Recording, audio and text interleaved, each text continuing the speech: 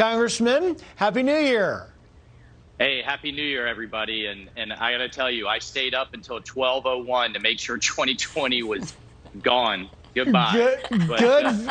Good for you. Good for you. I must confess, I couldn't quite make it, but I did see that clip we saw yesterday. John Ossoff taking a page from the playbook of Joe Biden. Come on, man. Getting very defensive about his media company's ties to a Chinese company. What's your reaction? Well, this is a problem across the board. I think whether it's Ossoff, Swalwell, others that are being exposed, guys, this is the tip of the iceberg of Chinese influence in our politics. You discussed earlier in media, movie companies, Wall Street, manufacturing, certainly our universities. This is a coordinated, sophisticated, and often very subtle influence campaign across the United States, and we are awash with Chinese money. And the problem with the Democrats is they're not recognizing it for what it is. They're dismissing it. They're throwing out terms, xenophobic, racism, what have you. And the Chinese propaganda machine builds that into their thinking, that those terms will be thrown out in order to deflect what they're doing. And I'm glad he's being called out for it. And listen, the other thing is, they're not just influencing members on, I don't know, the welcoming committee or the shoeshine committee. It's the Armed Services Committee, the Intelligence Committee, Senator Dianne Feinstein, who is the chair of the committee with the spy and her staff.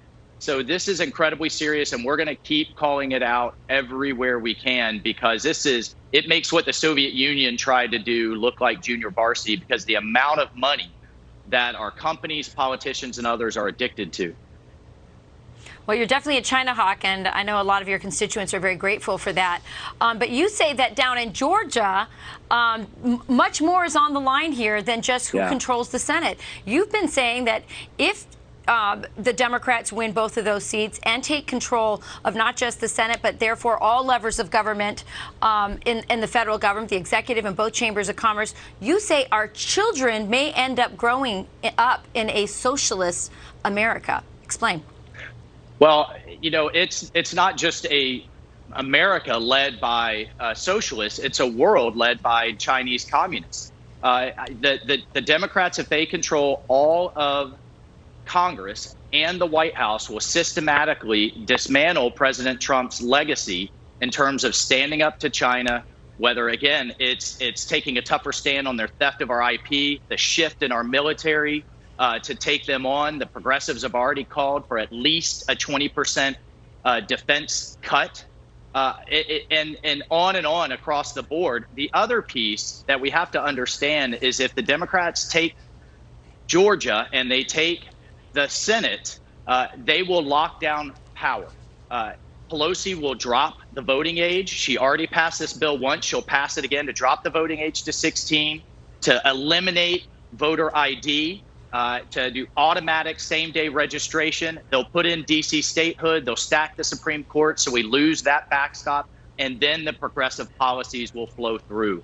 And that is not a world that I fought for, or a country that I fought for all over the world as a veteran. And it's not one I want my kids growing up in. And it all comes to a head on Tuesday in Georgia. Well, and Congressman, it also starts on Sunday when the speaker's got to run the gauntlet and get the actual vote.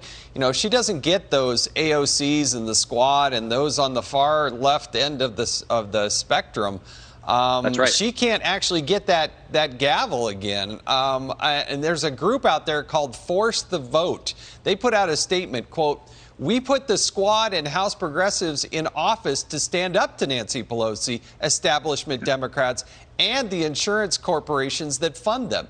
This is a rare moment where Pelosi needs something from progressives," end quote.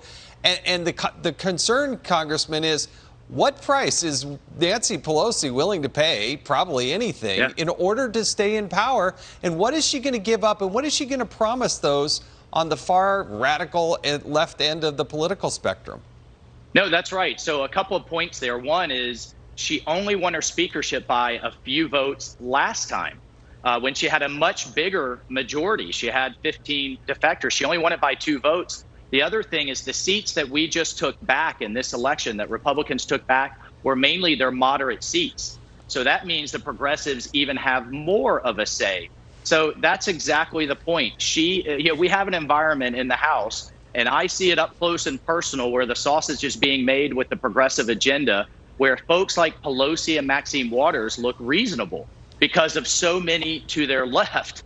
And that's exactly what they're saying is, here is our agenda, Speaker Pelosi. Nancy, if you want to have that gavel again, this is what you're going to push through the Senate and onto Biden's desk. And look, we will have a country that are run by Californians and New York Democrats, by Schumer, Harris, and Pelosi.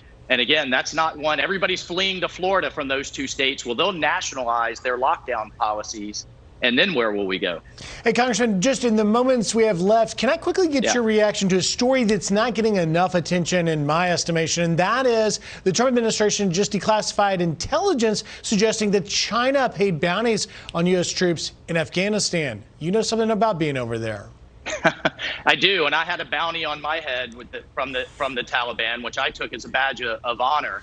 But this is incredibly serious. We regularly saw brand new Chinese-made weapons all over the place when we captured them from the Taliban. We could never confirm for sure back then whether they were off the black market or they were being provided from the Chinese government.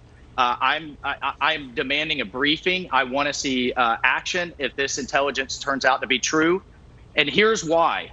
The only country in the world where we currently have a base that borders China in their western provinces that they're so worried about, where the genocide with the Uyghurs is going on, is in Afghanistan.